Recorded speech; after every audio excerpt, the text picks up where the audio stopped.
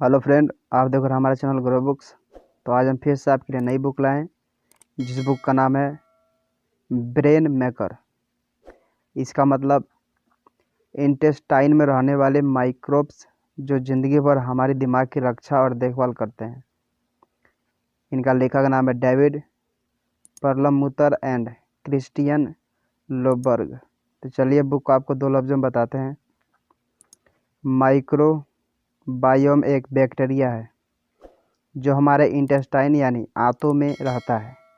Brain maker 2015 में हम अपनी सेहत और माइक्रोबायोम के बीच होने वाले संबंधों के बारे में जानेंगे। हम देखेंगे कैसे माइक्रोबायोम दिमागी बीमारियों जैसे अल्जाइमर पर असर डालती है। इस किताब से हम सीखेंगे कि कैसे हम अपने रोज़ के खान पान में कुछ बदलाव करके अपने आप को बीमारी से दूर और सेहतमंद रख सकते हैं। यह बुक किसके लिए है?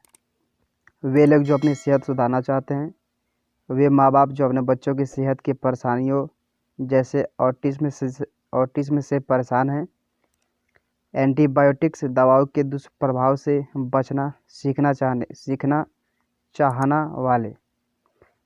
तो चलिए अध्याय नंबर 1 को शुरू करते हैं। ये सबक आपको क्यों पढ़नी चाहिए? आप जानेंगे कि पेट खराब होने से कैसे आपको बहुत सी बीमारियों का सामना करना पड़ता है और कैसे आप इनसे बच सकते हैं। ऐसा कहा जाता है कि इंसान के दिल तक का रास्ता उसके पेट से होकर जाता है। सेहतमंद रहने और बीमारियों से लड़ने का रास्ता भी वहीं से होकर जाता है। एल्जीमर्स, ऑटिज्म, तनाव और मोटापे जैसी बीमारियों को हमारे इंटेस्टाइन में रहने वाले एक छोटा सा बैक्टीरिया बड़ी आसानी से ठीक कर सकता है। हमारा दिमाग उतनी स्वस्थ है जितना हमारा पेट। माइक्रोबायोम हमारे शरीर को जरूरी विटामिन देता है और रोगों को दूर रखता है।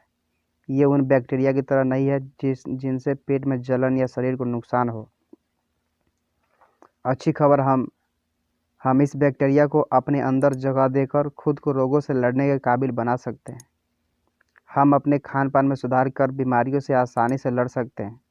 इसके अलावा आप सीखेंगे कि प्लास्टिक नोटबुक के केमिकल से हम मोटे कैसे हो सकते हैं, माइक्रोबायोम कैसे ऑटिज्म स्पेक्ट्रम डिसऑर्डर को ठीक कर सकता है, कैसे एक स्वादिष्ट करी हमारे दिमाग को बढ़ने में मदद कर सकती है।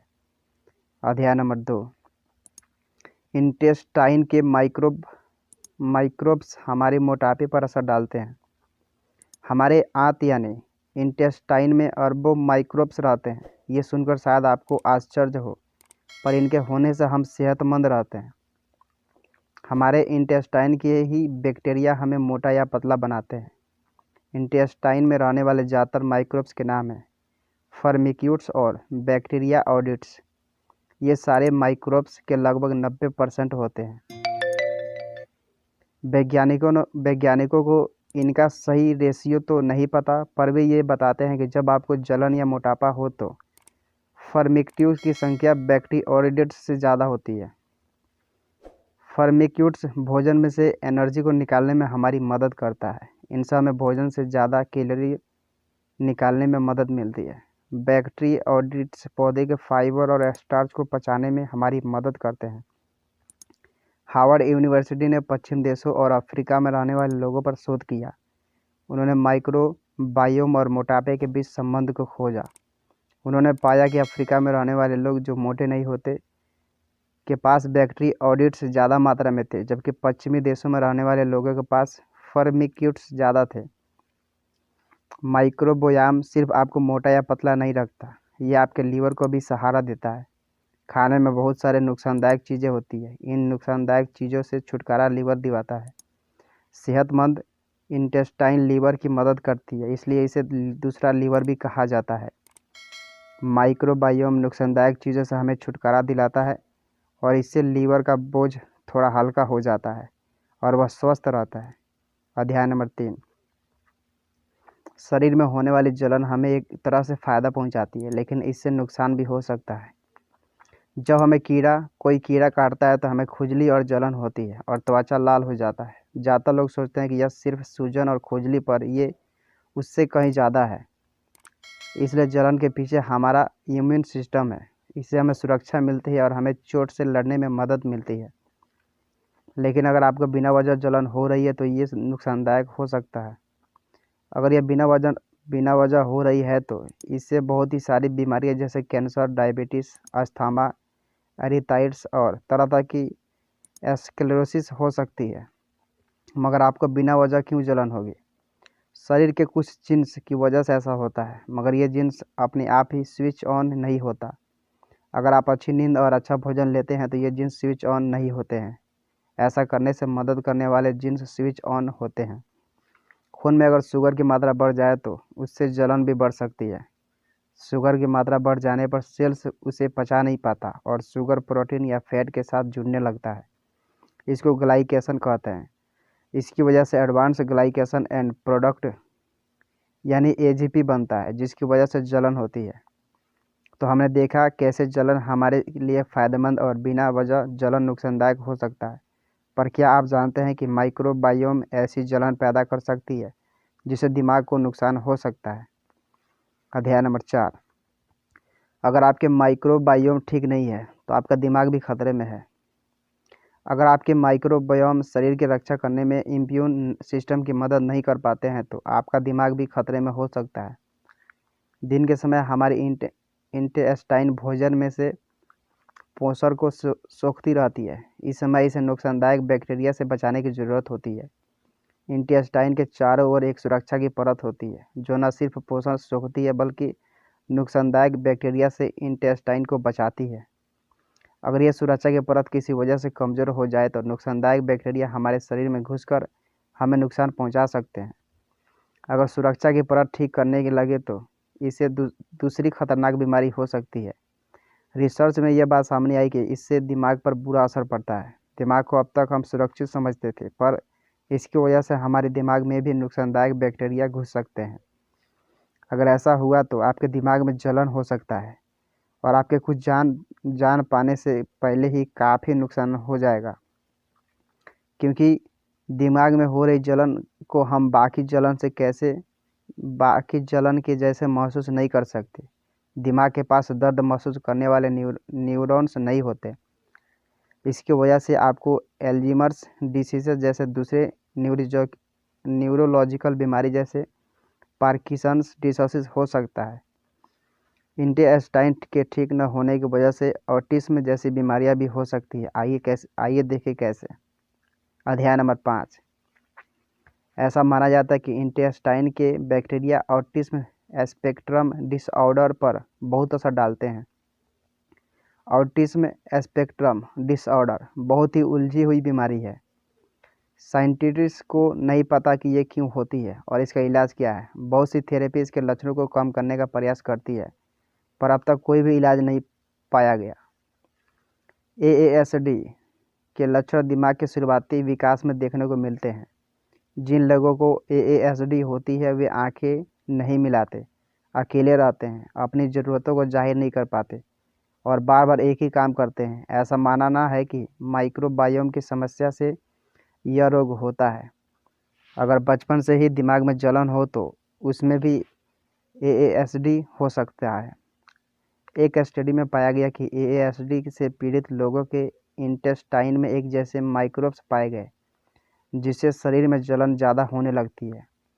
जेसन पर AASD का रिसर्च किया गया। उसको बचपन से ही बहुत से एंटीबायोटिक्स दिए गए। जब वो 2 साल का हुआ तो उसके इंटेस्टाइन में लैक्टोबैसिलस नहीं पाया गया। किस्मत से माइक्रोबायोम पर खास ध्यान देकर हम एडीएस के लक्षणों को काबू कर सकते हैं। प्रोबायोटिक्स और विटामिन देकर हम माइक्रोबायोम की संख्या बढ़ा सकते हैं। जेसन के लिए यह तरीका कारगर रहा। 3 हफ्तों में ही उसकी बेचैनी कम हो गई और उसने पहली बार अपने जूते के फीतों को बांधा। एक दूसरा इलाज है जिसे फेकल माइक्रोबियल ट्रांसप्लांट या स्टूल ट्रांसप्लांट कहा जाता है। इससे एक सेहतमंद इंटेस्टाइन में से माइक्रोब्स को निकालकर रोगी के इंटेस्टाइन में डाल दिया जाता है। इस इलाज का परिणाम बहुत अच्छा रहा। अब आइए देखें कैसे हम अपने माइक्रोब्स की देखभाल कर सकते हैं। अध्याय नंबर 6। वेस्टर्न खाने में ज़्यादा फ्रक्टोज की वजह से पेट की बीमारियों में बाढ़ सी आ गई है। मीठी चीज़ों को न कहना बहुत ही मुश्किल होती है, पर मीठी चीज़ों में फ्रक्टोज पाया जाता है, जिसकी वजह से पेट की बीमारियां फैल रही है। फ्रक्टोज सोडा और कैडी में पाया जाता है। पश्चिमी देशों में फ्रक्टोज सबसे ज़्यादा खाया जाता है। फलों में थोड़ा ही फ्रक्टोज पाया जाता है, पर सोडा में यह बहुत ज़्यादा होता है। 350 ml सोडा में 150 कैलोरी फ्रक्टोज होता है, जबकि एक सेब में सिर्फ 70 कैलोरी होता है। फ्रक्टोज का ग्लाइसेमिकल लेवल सबसे कम होता है, मतलब इसका खून में मौजूद शुगर और इंसुलिन पर तुरंत कोई असर नहीं होता। लेकिन ज़्यादा फ्रक्टोज लेने से इंसुलिन रेसिस्टेंस हो सकता है। इसमें डायबिटीज़ और हाइपरटेंशन भी हो सकता है। हमारा लीवर फ्रक्टोज को फैट में बदलता है। ज़्यादा फ्रक्टोज लेने से लीवर पर असर पड़ता है। इसके अलावा दूसरी नुकसानदायक चीज़ है ग्लूटेन।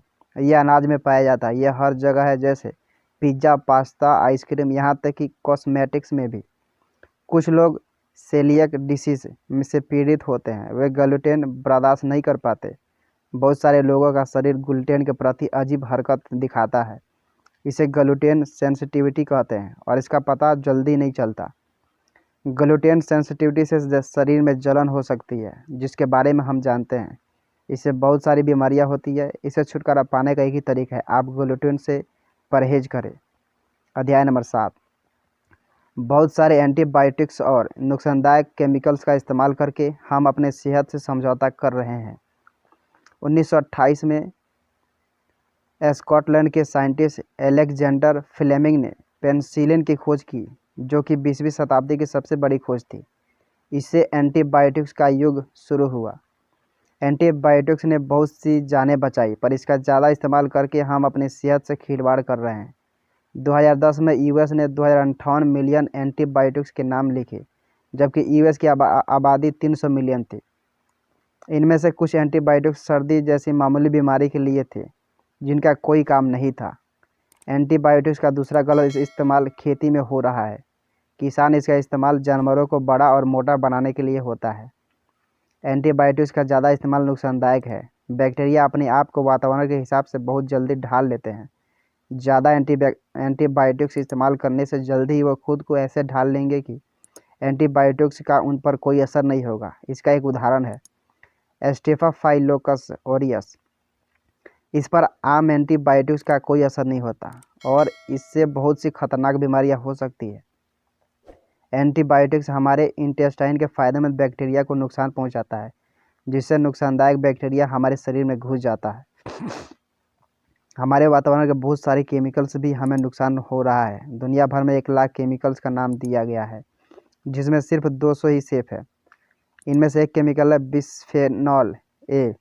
इसकी खोज 1891 में हुई थी और इसका उपयोग मेंस्ट्रुअल साइकिल में किया जाता था।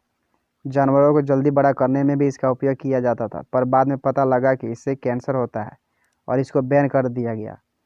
1950 से इस केमिकल का इस्तेमाल प्लास्टिक की थैली और नोटबुक बनाने में किया जाने लगा। इसके कांटेक्ट में आने से हार्मोनल बैलेंस खराब होता है और माइक्रोबायोम को नुकसान हो सकता है। अध्याय नंबर 8, खाना खाना और हफ्ते में एक बार उपवास रखना आपके और आपके शरीर के लिए फ़ायदेमंद है। ब्लैक टी, दही और शराब सभी फर्मेंटेड होते हैं। फर्मेंटेशन से हमें लगभग 7000 साल से ज़्यादा सालों से फ़ायदा होता आ रहा है। आइए देखें फर्मेंटेशन क्या है। फर्मेंटेशन एक ऐसा प्रोसेस है जिससे कार्बोहाइड्रेट्स को अल्कोहल, कार्बन डाइऑक्साइड या दूसरे ऑर्गेनिक एसिड में बदल दिया जाता है। फर्मेंटेशन के लिए यीस्ट, बैक्टीरिया का दोनों की ज़रूरत होती है। फर्मेंटेशन के समय बैक्टीरिया विटामिन B12 बनाते हैं। लैक्टिक एसिड, फर्मेंटेशन में शुगर को लैक्टिक एसिड में बदल दिया जाता है। इससे शरीर के लिए फ़ायदेमंद बैक्टीरिया बढ़ने लगते हैं और नुकसानदायक बैक्टीरिया कम हो जाते हैं। प्रोबायोटिक्स लेने का आसान तरीका है। दही खाना। दही तब बनता है जब दूध लैक्टिक एसिड फर्मेंटेशन के प्रोसेस से होकर गुजरता है। प्रोबायोटिक बैक्टीरिया के बहुत से फ़ायदे हैं। ये विटामिन को बढ़ाकर जलन और नुकसानदायक बैक्टीरिया को कम करता है। फर्मेंटेड खाने को शरीर जल्दी से सोख लेता है। फर्मेंटेड खाना खाना प्रोबायोटिक्स लेने से ज़्यादा फायदेमंद होता है। उपवास करने से भी बहुत से फ़ायदे हैं। कई धर्मों में उपवास का नाम लिया गया। लोग लगभग 3000 सालों से इसे फ़ायदा ले रहे हैं। उपवास कई तरह का होता है। इससे आप कुछ समय के लिए सिर्फ कैलोरी लेना बंद कर सकते हैं या 24 से 72 घंटों तक पूरी तरह खाना बंद कर सकते हैं। उपवास के बहुत से फ़ायदे होते हैं। इनसे इंसुलिन सेंसिटिविटी बढ़ती है, झुर्रियाँ कम होती है और वज़न भी कम होता है। उपवास से माइक्रोबायोम पर पॉजिटिव असर पड़ता है। इससे लंबे समय तक जीने वाले बैक्टीरिया की संख्या बढ़ जाती है और थोड़े समय तक जीने वाले बैक्टीरिया कम हो जाते हैं। अध्याय नंबर 9, कोकोनट ऑयल और हल्दी, दो ऐसी नेचुरल चीज़ें जो चमत्कार का काम करती है। क्या आपको कढ़ी पसंद है? अगर हाँ तो आप पहले से ही हल्दी ले रहे हैं। हल्दी एक बहुत सी अच्छी जड़ी बूटी है। अक्सर इसे मसालों की रानी के रूप में पुकारा जाता है। इसके मुख्य विशेषताएं इसकी सुगंध, तेज स्वाद और सुनहरा रंग है। पूरे विश्व में लोग इस जड़ी बूटी को अपना खाना पकाने की प्रक्रिया में इस्तेमाल करते हैं। अमेरिकन केमिकल सोसाइटी के जर्नल के मुताबिक हल्दी में antioxidant, antiviral, antibiotic, anti fungal और एंटी इन्फ्लेमेटरी गुण होते हैं। ये ब्रेन सेल्स की संख्या भी बढ़ाते हैं। यह प्रोटीन, आहार, fibre, niacin, vitamin C, vitamin E, vitamin K, potassium, calcium, तांबे, लोहा, मैग्नीशियम और जस्ता जैसे पोषक तत्वों से भी भरपूर है। इन सभी पोषक तत्वों के कारण हल्दी अक्सर स्वास्थ्य समस्याओं के उपचारों के लिए प्रयोग की जाती है। आप पाउडर के रूप में हल्दी को करी, तले हुए व्यंजन, चिकन, गर्म दूध और मसालेदार सलाद ड्रेसिंग में डाल सकते हैं। हल्दी के गोली के रूप में भी लिया जा सकता है। भारत और चीन में हल्दी हजारों साल से उपयोग की जा रही है, लेकिन पश्चिमी देशों को इसके फ़ायदे के बारे में हाल ही में पता चला। हल्दी में करक्यूमिन होता है, जिससे ग्लूकोज आसानी से पच जाता है और खून में शुगर की मात्रा बराबर रहती है। अगर आपको कढ़ी पसंद है तो इसका फ़ायदा लेने के लिए इसमें हल्दी का इस्तेमाल ज़रूर करें। एक दूसरी फ़ायदेमंद चीज़ है कोकोनट ऑयल। ये जलन को कम करता है और माना जाता है कि यह दिमागी बीमारियां जैसे एल्जाइमर से न सिर्फ बचाव करता है बल्कि यह उसको ठीक भी कर सकता है। इसे आप कुकिंग ऑयल की तरह इस्तेमाल कर सकते हैं या रोज़ 1-2 चम्मच पी सकते हैं। बाज़ार में इसके अलावा भी बहुत सारे दूसरे उपाय हैं, पर अगर आप नेचुरल तरीका आजमाना चाहते हैं तो हल्दी और कोकोनट ऑयल से अच्छा कुछ भी नहीं। कुल मिलाकर इंटेस्टाइन का हमारी सेहत से गहरा नाता है। अगर यह स्वस्थ नहीं है तो आपको डायबिटीज़, डेमेंटिया, मोटापा और ऑटिज्म जैसी बीमारियां हो सकती है। हम अपने खान पान में सुधार करके इससे छुटकारा पा सकते हैं और खुद को स्वस्थ रख सकते हैं। क्या करें? क्लोरीन माइक्रोबायोम के लिए नुकसानदायक होता है, इसलिए आप पानी को फ़िल्टर करके पीजिए। यह ज़्यादा महंगा काम नहीं है। इसके अलावा आप नहाने के पानी को भी फ़िल्टर कर सकते हैं। अपने फ्रिज में एक फ़िल्टर्ड पानी की बोतल ज़रूर रखें। अगर आप एंटीबायोटिक्स ले रहे हैं तो उसके साथ प्रोबायोटिक्स भी लेना शुरू कर दें। एंटीबायोटिक्स शरीर के नुकसानदायक बैक्टीरिया के साथ माइक्रोबायोम को भी मार देता है। इससे डायरिया और जलन हो सकती है। प्रोबायोटिक्स शरीर के फायदेमंद बैक्टीरिया को बचाता है और हमें स्वस्थ रखता है।